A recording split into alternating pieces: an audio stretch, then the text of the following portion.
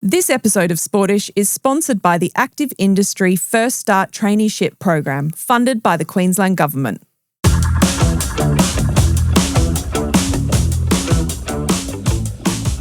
Hello and welcome to Sportish, where we look at life through the lens of sport. My name is Georgie Trickett. And I am Libby Trickett. And welcome to our Teen Athlete Series. We are so excited to bring you this next collection of podcast episodes and vodcast episodes. Vodcast. We are aware that there are so many different issues that hit kids when it comes to sport. And we often talk about the participation drop-off that comes with that. And so to help parents and kids navigate the world of sport, we wanted to bring into the studio experts to talk about those issues that could possibly derail you. When we first started talking about this, I absolutely knew we had to have this as our next guest to join us in the studio. Ali Miles is an accredited practicing dietitian and advanced sports dietitian with a Bachelor of Science from UQ, a Masters of Nutrition and Dietetics from Sydney Uni, and a grad dip from the IOC. She is infinitely qualified to talk about food and sport. I do think so. I think that is accurate. And for the past 7 years, Ali has been the performance dietitian for the Olympic Winter Institute of Australia, just on all levels qualified, and has supported our Australian athletes during Milano Cortina, Beijing and Pyeongchang. She's a mother of 3 multi-sport teen playing athletes and also the performance dietitian for the Sunshine Coast Lightning netball team, and has held senior dietitian roles at St Kilda and North Melbourne Football Club. When it comes to food and sport, there is no one better place to coach us. Ali, welcome. Thank you so much, Libby and Georgie. Absolute pleasure to be here. This is a conversation I've just been busting to have. I'm so excited. This is like almost like your Roman Empire. Really is, yeah. I love You've gone food. deep for a long time. I love food, I love sport, and the meeting of both is an exciting place for me. Ali, you've obviously worked with grown-ups all day long and understand the importance of fueling in a high-performance environment. At what point did you realise that we needed to pass on some of this knowledge to kids and parents in high schools? Yeah, I think it's probably 2 points. Becoming a mother myself, I've got 3 teenagers. That's a really interesting scenario there in itself. Entering is a good choice of words. Yeah. And then also, I've been doing what I do for over 20 years now. And it got to the stage in my career where I would have multiple elite athletes towards the end of their career with their heads in their hands in tears saying, Ali, I wish I'd known this information earlier. So combined then with having my own kids and experiencing their thought patterns and their attitudes start to develop around food, it's like, what if I can bulletproof our kids at an earlier age? What if we can raise them in an environment where they can have absolute rock solid confidence and respect for their growing and developing bodies so that they can then choose, can perform, yes, in sport, school and life beyond as well. So that's where it all stemmed from. Yeah. Why do you think it is such a difficult thing for parents? Like, why are we so confused about, when it comes to food and sport and kids and fueling? Why have we reached this moment? There's so much noise. There are so many mixed messages and there's so much media and there are so many unqualified people out there. When we talk about nutrition experts, you are looking for qualifications, university degrees, and then the practical experience applying that knowledge, in everyday life. I think we've got the parent scenario with that. We've also got teenagers accessing social media and they've got their own opinions. And boy, do teenagers have opinions. And mums and dads, parents and guardians know nothing. So it's a really tricky environment. I am also going to say that the current parents of teenagers, Gen Xers like myself and millennials, we were raised in diet culture. Yeah. Yes. And particularly in my arena, working with a lot of active kids and teenagers, I'm encouraging fueling, I'm encouraging carbohydrates. Now that is completely opposed to what we were kind of raised under in that dialect. I think there's also just parents want the best for their kids. So this is kind of parents putting pressure and guilt on themselves that they've got to get this right. Do they need supplements? Do they need protein? Am I giving them enough? What do I need to do here? And then I think that there's just this landscape of food morality developing in social media as well around, it's not just kids that lack confidence to open their lunchbox at school and eat according to what they know their bodies need. It's the parents actually feeling guilty about what they're providing their kids, and they're going to get judged around with other sports parents as well. Can you say more about that? Because my kids are a little bit younger. So my oldest is 10, 11. So not quite at that stage, I think, where that judgment comes in. Can you say more about that food morality? Yeah, I think the language around food, I really try and put no moral value on food, or how we describe our bodies as well. But foods are not good or bad. It's not junk food. It's not trash. Food is food. And I really try and encourage, if I ever hear people talking about food that way, I'll gently kind of steer the conversation in a way that doesn't impose morality or judgment onto a particular food. There's a time and a place for all food. And I think, I talk a lot about food as fuel for our body and our brain, but there's also food for the soul and fuel for the soul as well. Yes. And that important component that brings, one of the whole reasons I became a dietitian was because I was raised in a very food privileged family background. My parents valued food. We sat around the table preparing homemade meals. The only time we rarely ever ate out, and it wasn't takeaways back in those days, it was we'd go out for someone's birthday to the local Chinese restaurant. Always. Yeah, Sizzler pizza. I remember my core memories of my grandparents are around food. My grandma owned a fish and chip shop in Ballina. And she made the best fish and chips. I still remember every time we drive there and she'd have these beautiful vanilla cupcakes with a glacé cherry sitting on top. That image is burnt into my mind. My granddad used to set the table every single night, ready for breakfast the next morning, with napkins folded, side plates. And my other little grandma, we cook her slices every Christmas. That connection, celebrations, holidays ice cream to me. Yeah. Core memories. It's such a tricky time, like you say, for parents and for teens at the moment, because what they're seeing on social media, and we know that there's social media bans and all that sort of thing, but there's still the opportunity for kids to be influenced by what they're seeing on different platforms, and the rise of optimization as a culture and of supplements and making sure you're eating clean and sleeping, the right amount of time. How much is that impacting our kids when it comes to sport? So much. And again, it's impacting mums and dads, or parents who are, at the end of the day, parents, we're responsible for, providing the food to our kids, providing a wide variety, purchasing that food. Then it's our kids that need to step up to the mark and decide, are they actually going to eat it, what they're going to eat, how much they're going to eat. Kids have very definite choices. Oh, yes, they do. And opinions at this stage. I am mum in our household. I know nothing about nutrition. You're like, She's come on, got guys. 4 degrees, but she knows nothing. But the person I follow on Instagram said. Correct. And this whole idea of optimization, what I can tell you is by far the majority of elite adult athletes, let alone our kiddos, we're not even getting the basics right. And the basics is, are you actually eating enough for what you are asking your awesome body to do each day? I love that. It's got to get the basics right. Yeah. We don't need to overcomplicate. We don't need to optimize. We actually just need to get the basics right. And if we can help our kiddos to get the basics right and also do it for themselves, let the reins out a little bit and give them that responsibility, age appropriate over time, so that they can actually start to manage this for themselves and take ownership, we're going to be on a winner. As adults, we are marinating in this world of optimization. And it's like, what supplements do I need and what peptides now? And, especially with recently watching the Enhanced Games, it's all just like a big sales pitch all of the time. We're just bathing in it, basically. But most of us don't get enough sleep, don't drink enough water.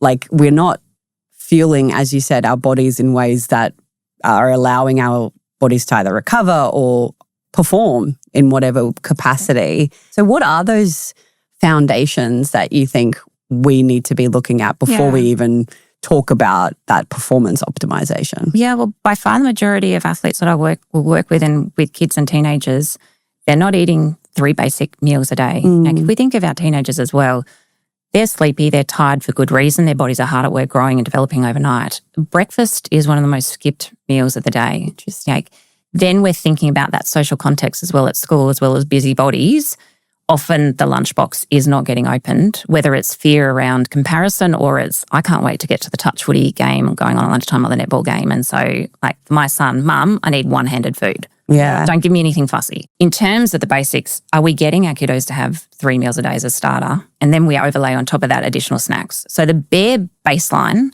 in terms of supporting ourselves as human beings, first and foremost, we need 3 meals and 2 to 3 snacks a day. Baseline. We don't have to earn the right to eat that. Yeah. And each of those meals and snacks need to contain some carbohydrate as well. Yeah. And ideally, yes, we go fuel, build, colour, protect. Fuel our body and our brain with some carbs. Can we identify some protein to build our bodies? Can we paint the rainbow? Is there any colour on our plate? And are there some protective fats as well in there? Now, that's even getting complicated. Are we eating the 3 meals? Then can we overlay some snacks? And then can we add additional snacks according to our training load? And the easiest way I can describe this is to think about, as I said, first and foremost, we are human beings. Yeah. And think about that a little bit like a mobile phone with background apps running behind the scenes that drain battery power. That's what our bodies are like. So even if we are having a rest day, Netflix doona day, binge watching something on Netflix, or we're playing Fortnite, Clash Royale, Roblox, and we're not doing much. Teenager. Yeah, right? We still need to be eating 3 meals, 2 to 3 snacks to fuel and power all those background apps that run behind the scenes. So we're talking your lungs and your heart breathing and beating, your brain thinking clearly, focus, concentration, productivity, emotional regulation, behaviour management, let alone then if we do introduce the sporting side of things like reaction time and technique and form and listening to your coach, right? Immune system, incredible amount of fuel behind the scenes. Recovery, just because we're not busy doing stuff doesn't mean our body isn't hard at work behind the scenes, developing us. And then hormone production, reproductive function behind the scenes. So we've got all of that going on just as human beings sitting on the couch or lying in bed. Then we add on top of that the requirements of, well, we're not just sitting around in bed all day. We're human beings that move around. So teenagers, they walk between class, they catch up with their friends, they go to the shops, go to movies, whatever that might be. And then we add additional fueling requirements on top of that according to how much they ask their bodies to do. If they are playing sport, often they're multi-sport. And that's not just set training sessions. That's also PE at school. It's running around with their mates at lunchtime. And very quickly, these demands can start stacking up. And so we think that human beings, they're humans doing incredible things with their bodies. And then they're also, on top of that, humans that are growing and developing. So these energy demands can get really, really big. So once we've established the basics, as in, have we got 3 meals down pat and have we got a couple of snacks happening, then what we do is I start to layer on and I really meet kiddos where they're at. Like we don't aim for perfection and I just meet them where they're at. If you're not having breakfast, I don't care what you eat. Yeah. Let's just put something in your body. Okay. And then we just gradually level up gently once they feel confident to incorporate these aspects over time. And so for me, it's helping them to understand, am I eating enough? And am I mirroring my intake to what I'm asking my awesome body to do each day? So I should know that I eat more when I train more. When I do more, when I'm busier, I should eat more and have absolute confidence to do so and not compare myself to anyone else. Family members, friends, open my lunchbox at school with absolute confidence, go, yep, you fuel you is my motto around the lunchbox. And I can't tell you the number of families and kids that have just said that's probably the one biggest factor that has changed for them is that confidence opening their lunchbox and just, are you actually going to eat all of that? I can't believe, do you need to eat that? It's like, absolutely do. Yeah. Respect my body. I ask my body to do a lot and I'm going to respect it. Yeah. I think the thing that blew my mind on your socials recently was the much talked about bread post. And I've had friends come up to me and say, have you seen this post? I'm like, I'm all over this. Oh my God, tell me everything. What Ali did was lay out on a chopping board carbohydrates in the form of bread that teenagers need just to exist in the world. And the volume of bread is extraordinary. And it sort of took me back to growing up as a kid. I have 2 brothers and I would just see them coming through the kitchen all throughout the day, just smashing raisin toast and bread and big glasses of Milo. And I could never quite understand what was going on, but they played a lot of sport and that was what they needed to eat. Wow. To just manage.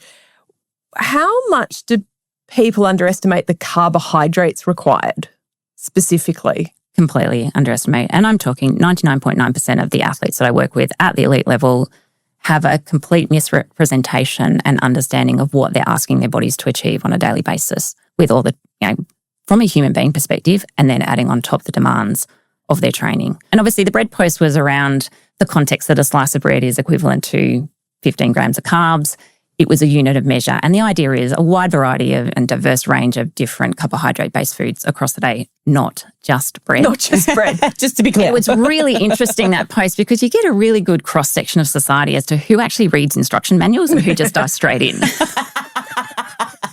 And you were so polite in saying, if you read the caption, you would see that what I'm trying to show you is volume using bread. That's all. So look, it was really big awareness raising. And to that point, I have had multiple colleagues, dietitians, say, Ali, I need to let you know that I had a client today that booked in to see me because they said, I just saw Ali's bread post and I realize I'm underfueling. Can you help me? So I've at least job done. I've helped one family out there and one kid that I've been able to change the trajectory and, their confidence around fueling their body with respect.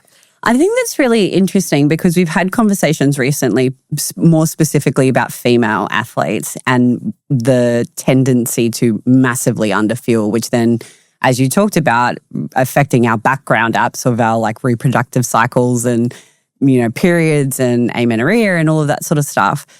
How do young female athletes navigate that? Because I expect that they would be experiencing more of that judgment, food morality. And then I feel like it swung the other way from when I was an athlete, when it was all about carbs and almost nothing about protein, unless you have a protein shake. And it swung the other direction. Now it sounds like carbs are like the devil in athletes. How do you do that as a female athlete? And what would you advise parents of young female athletes to do? If we think about it, the whole reason we have a reproductive system is to reproduce. Now, if we are telling nature that there's not enough food around to keep us happy and healthy and all our background apps functioning normally, then Mother Nature at that point in time is not going to want us to be able to reproduce. So we will see significant changes in the reproductive hormones in both males and females, of which in females that will play out in potential changes to the menstrual cycle. Now, if your daughter hasn't had her first period by the age of 15, that would be a reason to go and speak to your GP. Great advice. And to look at, are there any medical reasons why that is happening, exclude that, and then potentially it might be that the GP feels a referral to a dietitian is going to be appropriate in that time and place.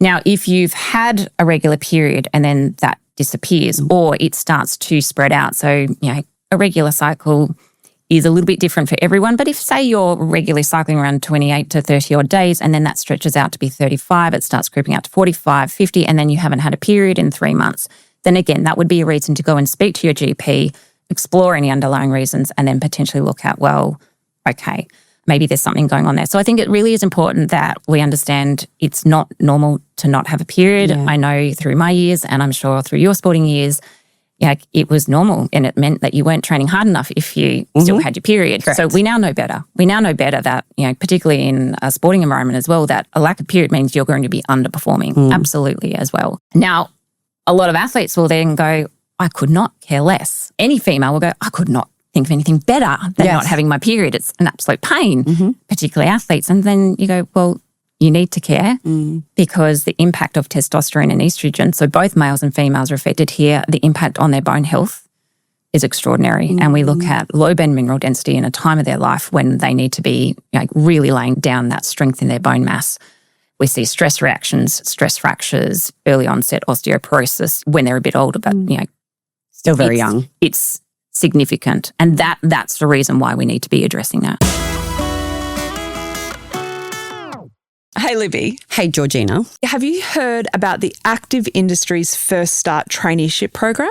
Is that the one where you get $20,000 wage subsidy for not-for-profit clubs and organisations? Totally. I thought this was just wild and I didn't know that this existed, and I can already think of so many clubs that could benefit from this. This is a bit of money that you can use to bring someone on who's not just a volunteer, they're actually an employee of your club to help you get all the things done that you need to get done. And are they the people who kind of haven't been in work for a while, so it helps them return to work as well? It can be, or it can just be you converting a volunteer into somebody who can do all the doing. Because that's the thing, you know, in all of these sorts of organisations, it relies so much on volunteers and people are so busy and they need to be able to put together these things that help organisations take it to another level. We want people in clubs to be able to rely on somebody to print out the spreadsheets, to organise the websites so that the people who are volunteering can get out on the court or on the field and do what they do best. Basically, people can take advantage and all they need to do is submit an application and AQIA can actually help you with that. So head to the website or click the link in the show notes. Take advantage of this incredible opportunity. I want to get really practical now. I want to talk about breakfast. We mentioned it before. Oh, please tell me what to feed my children. Being a stumbling point. And what I've learned through you is that the stomach is a muscle that we can train. So you don't have to come in guns blazing with a bowl of porridge for a child who won't eat breakfast. What are some of the tricks you can give us? And I should point out that you don't have to have like an athlete that's training 5 times a week in your household for this to be relevant. This is relevant. Just getting kids to school. Yeah, absolutely. Just like you say, just being a human being. Like, how do we fuel these kids to get through their school day? So the first part is meet them where they're at. So if they're not having anything at the moment, something is going to be better than nothing.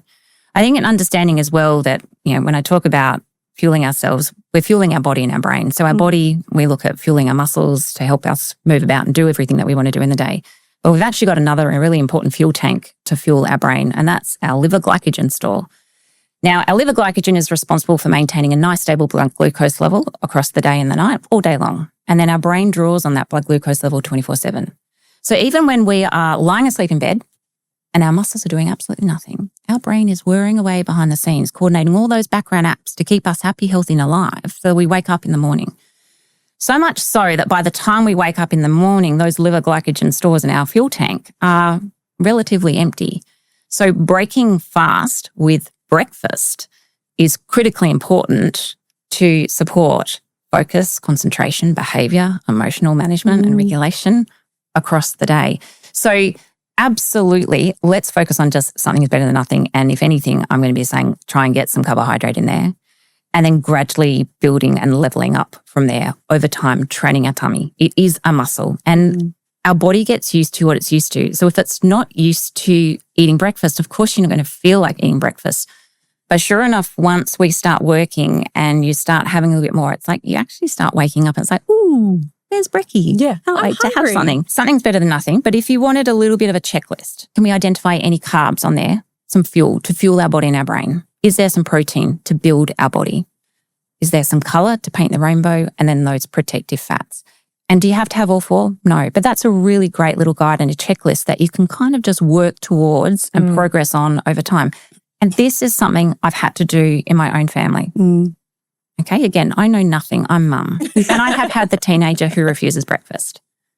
I've had the son who hates veggies. And we are on this journey. I'm in the trenches with you and on this journey, and I'm living and breathing my own words with this as well. And it's just go easy on yourself and don't aim for perfection. And I particularly love that you highlight the differences your different children have. So you've got one child who just goes to training with a popper and some apricot bites and another who's eating 20 wheat bix and oats and milk and bananas and everything. And they're both attending the same training but with very different food in their stomach. And that's actually fine. I think that's so important to normalise for parents. Yeah, we're all individual and unique. We all have our own individual and unique fueling requirements, but we all have our own taste preferences and taste buds. And again, that hints to don't compare your lunchbox and don't cast moral judgment on what anyone else, because you don't know what's going on behind the scenes. Yeah. Absolutely. There's a lot that goes on with families that we don't know about that are reasons why there are particular foods in a lunchbox and there are particular foods that aren't in there. And there is a particular time and a place particularly, and look, we can go into the whole world of sport, but the tummy is under pressure around training and blood flow is diverted away from the gut to the hardworking muscles. And the last thing you want as a kid or as an adult athlete is to have a gut or a butt bomb going off during a training session. Did you say butt bomb? That's the best. I am going to use that. So lower fiber, lower protein, lower fat, perceivably less nutritious choices are often ideal choices when we're asking a lot of our tummy in our bodies. And the worst thing we can do is underfuel in those circumstances. So absolutely, rock the apricot bites and the juice popper. Yeah. That's interesting because when I was training, I never had anything before I trained. Really? Not ever. Wow. Not ever. Because the idea of swimming on a full, or not even a full stomach, just having something in my stomach. Yeah. But no, I now realize that is underfueling and not ideal. Yeah.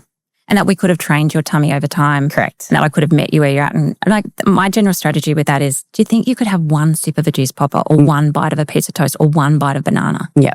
And then do you think next week you could go for 2 bites?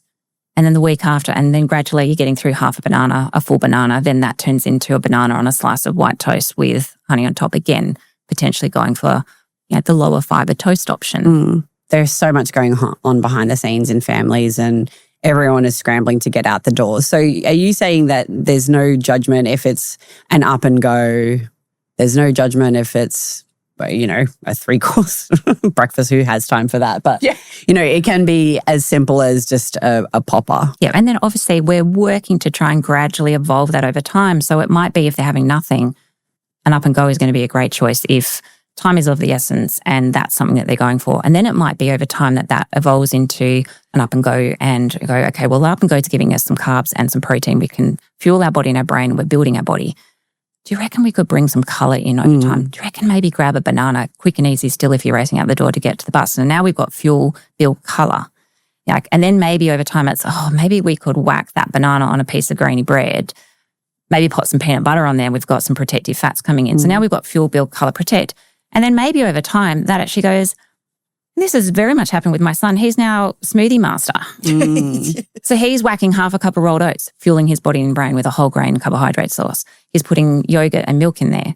So he's building his body and getting plenty of calcium in the process too. He's whacking every manner of frozen fruit under the sun, painting the rainbow. And then he'll whack either some peanut butter or some avocado, but sometimes he doesn't even do that. And that's okay. It doesn't have to be perfect. So we've got our fuel, build, colour, protect in a smoothie, shaker, goes off. I mean, brekkie doesn't have to be this laborious process where you're sitting down at the brekkie table. It can be yogurt pouches, piece of fruit, piece of toast flying out the door kind of scenario. Yeah, which is I think where we're at. But I think I really love that idea where it doesn't have to be perfect. You start with something and then you slowly evolve it over time. But I think people get so stuck because they can't go straight to that perfect result. Yeah, as I said, this has been a very good learning experience for me within our own family dynamics because I've had to take the go slow approach on a number of fronts to do with nutrition.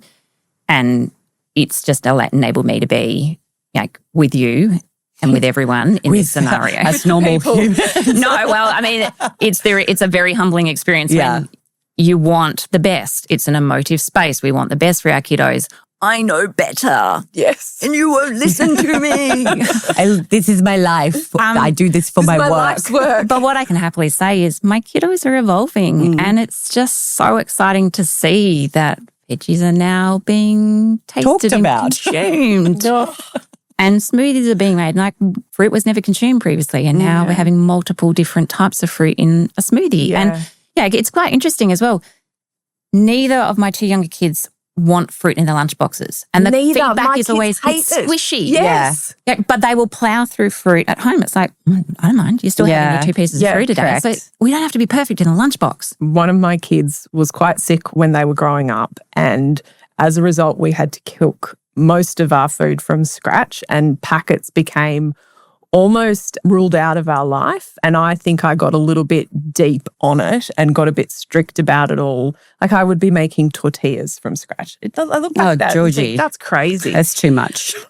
I mean, well-intentioned, but... amazing. Who has time for that now? Nobody has time for that. And it's taken me a while to feel okay about buying the quick and easy things from Woolies or Coles or Aldi or wherever it is. And it took me seeing some of the lunchboxes you built to realise that was okay. Because I think as parents, we've all got this guilt sitting on us that we should be making things from scratch and it should be organic and it should be high fibre, low GI, all that sort of thing.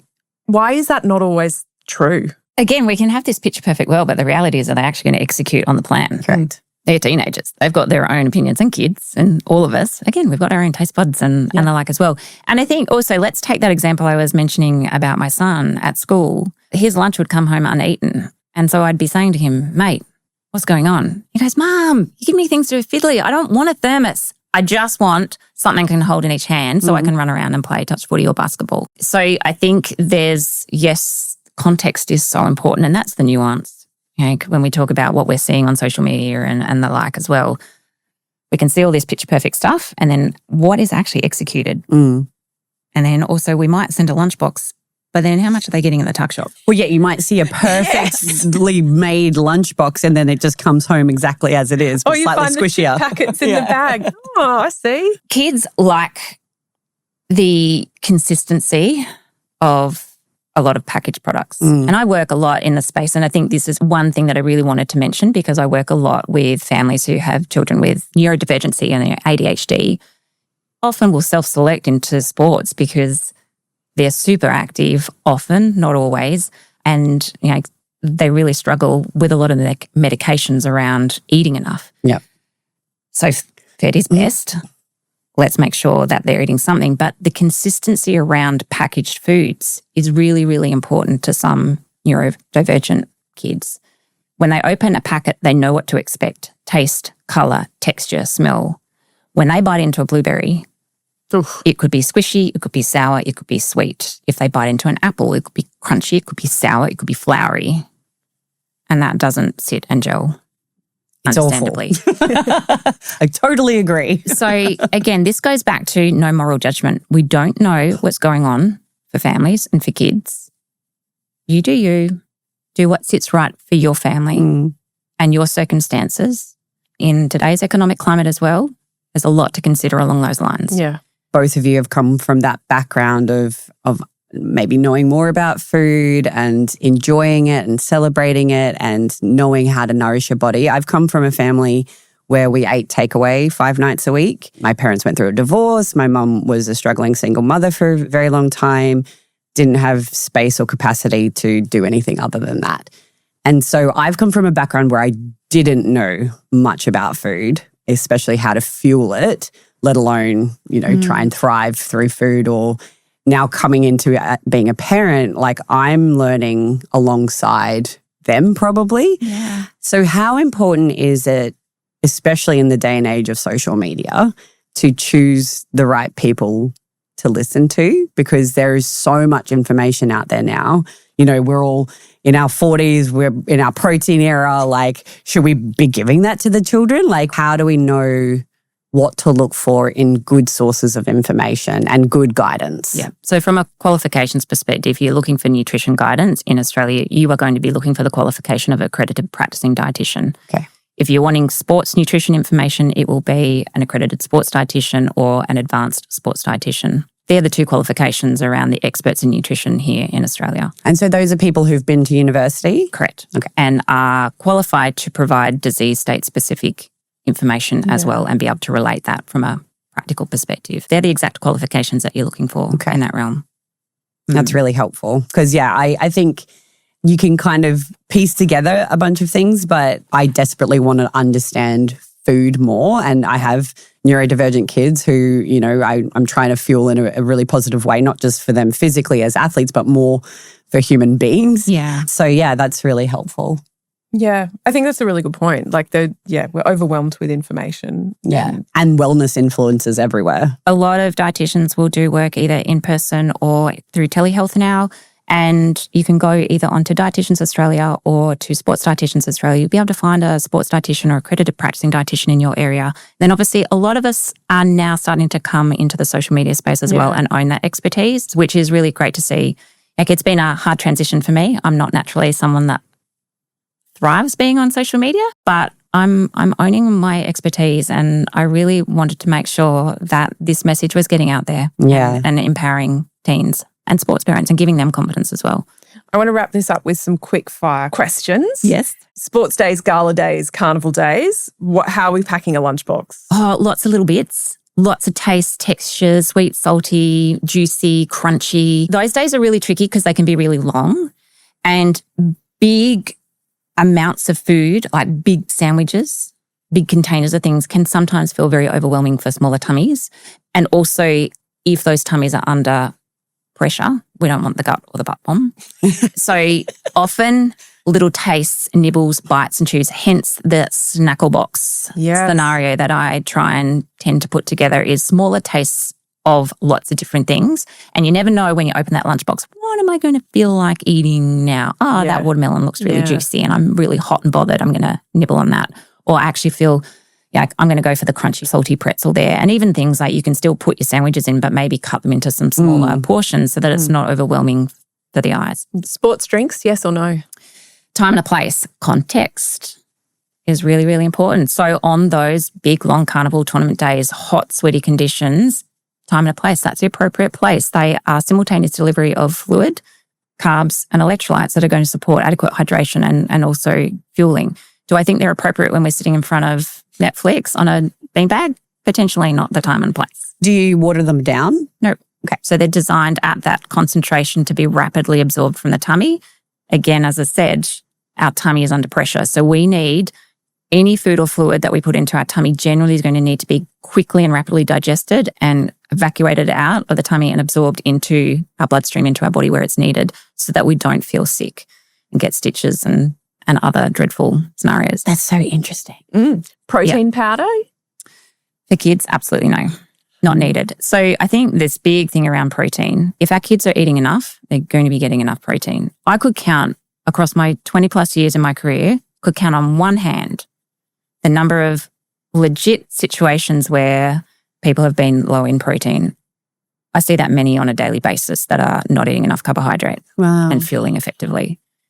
And again, we do not need to get bogged down into numbers around protein. We keep it top line with our kids. And it's, can you clearly identify that you've got a protein-rich food source, a building food to build your body at each of your main meals and snacks across the day? Then you're going to nail your protein requirement. And as long as you're also eating enough across the day. So in terms of protein foods and the way I would talk about it, can you clearly identify, okay, at brekkie, you've got some eggs on your toast, or you've got a glass of milk, or you've got a yogurt pouch, or you've made some porridge on milk. Morning tea, there's the yogurt pouch in there, or there's your tin of tuna, or whatever it might be. Lunchtime, there's chicken on there, or we've got tofu in the stir fry. Afternoon tea, bowl of cereal, or we've got the smoothie with milk, yogurt. Dinner, we've got chicken in the stir fry, or we've got chickpeas and the like. And then there's a glass of milk before we go to bed. We've nailed our protein across the day. And how important is milk? Because milk can sometimes be made out to be a villain, but like you've just said, you've mentioned it 4 times in a day there. Is milk an okay food source for our teens? It's a really valuable source of not only protein and also a little bit of carbohydrate, but of calcium. And we need at least 3.5 to 4 serves of calcium-rich foods across a day for our teenagers, and dairy foods are one of the richest sources. Now, if there are many that can't tolerate straight dairy milk, there might be lactose intolerance. So butt bombs. Yeah. So lactose-free products, fantastic. That takes care of that. And then if you can't tolerate or you prefer not to consume dairy products, then there are plant-based alternatives, but we just need to be checking that A, they're protein fortified, but B, also that they are calcium enriched as well.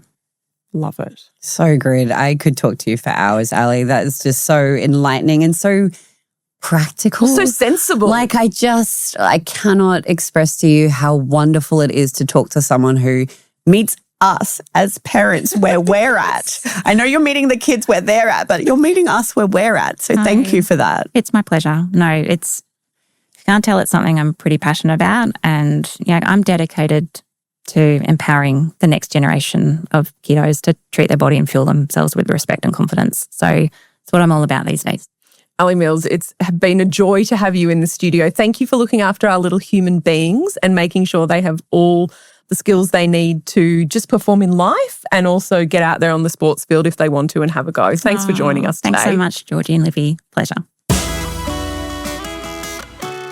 Georgie, oh my God, what did you think? Oh my God, I'm obsessed. I mean, I think it came through that I'm a massive Ali fangirl because I have found the advice she has given so incredibly useful in my own children's life and in my life. I'm so glad the Sporties got to hear what she had to say when it comes to food because I don't think we hear those messages enough. I think you're exactly right. And you were the one who put me on to Ali on socials, and she's so practical and so non-judgmental. And as someone who has not come from a background of understanding food as fuel, or just good food in general, I think for someone like me, that is just hugely helpful because there are people out there who, have great intentions but are going to a place that is beyond me at this point.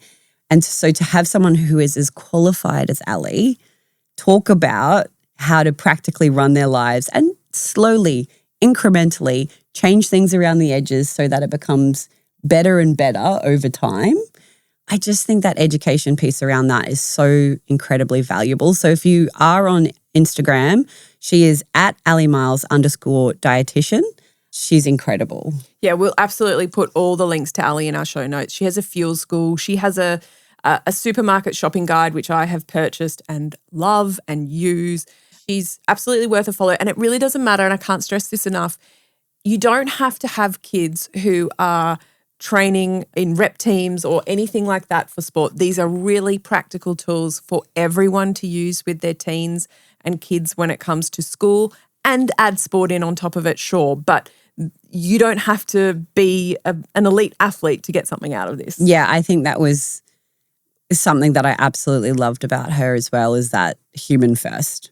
Like, she is so much more about how do we fuel ourselves as human beings, and then we can start to fuel ourselves as human doings. And that's such a kind of Ben Crow-esque type of conversation. And I just think is so valuable, not just to health, but to performance as well. Absolutely. Thank you so much for listening to this week's episode of Sportish, or watching us, I should say, on YouTube and Spotify. And we've got more to come in the Teen Athlete series. We sure do. We're going to keep it under wraps, and you'll just have to wait and see who our next guest will be. You can follow us on Instagram at Being Sportish. And if you are listening to us in a podcast app, please hit follow. That just helps other people find us. Feel free to hit 5 stars. We'd welcome that review. Rate, review, like, subscribe. They're all the things that help us as an independent podcast be seen amongst the charts. Yes, there are lots of charts. So many charts.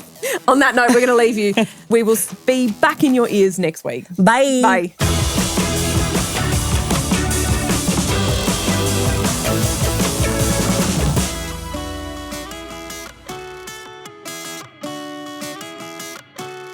This episode of Sportish is sponsored by the Active Industry First Start Traineeship Program, funded by the Queensland Government.